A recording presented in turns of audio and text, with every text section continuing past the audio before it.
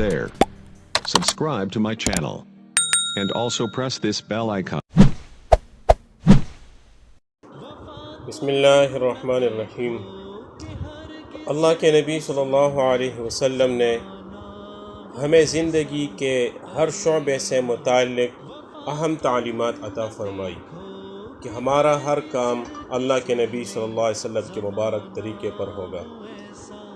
एक मरतबा एक मुशरिक ने इस्लाम पर एतराज़ करते हुए हज़रत सलमान फ़ारसी रज़ियल्लाहु ताला अन्हु से कहा कि तुम्हारे नबी तुम्हें हर चीज़ सिखाते हैं, हत्ता कि क़ज़ाए हाजत का तरीका भी सिखाते हैं।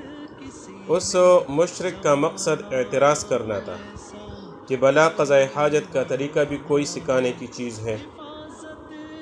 ये तो कोई ऐसी अहम बात नहीं थी कि एक नबी और पैगंबर जैसा जलील क़दर और अज़ीमुश्शान इंसान इसके बारे में कुछ कहे।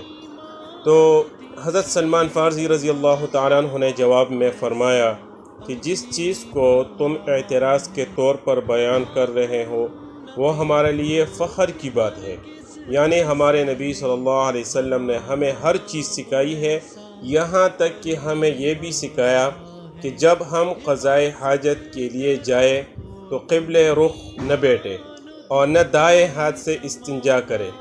जैसे माँ बाप अपनी औलाद को सब कुछ सिखाते हैं, तो इसी तरह अल्लाह के नबी सल्लल्लाहु अलैहि वसल्लम ने हमें सब कुछ सिखाया।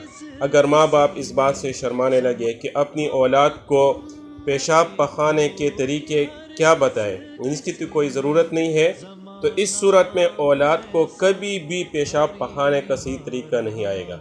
इसी तरह नबी करीम सल्लल्लाहु अलैहि वसल्लम हम पर और आप पर माँ बाप से कहीं ज़्यादा शफ़ीक और मेहरबान है, इसलिए आप सल्लल्लाहु अलैहि वसल्लम ने हमें हर चीज़ के तरीके सिखाए।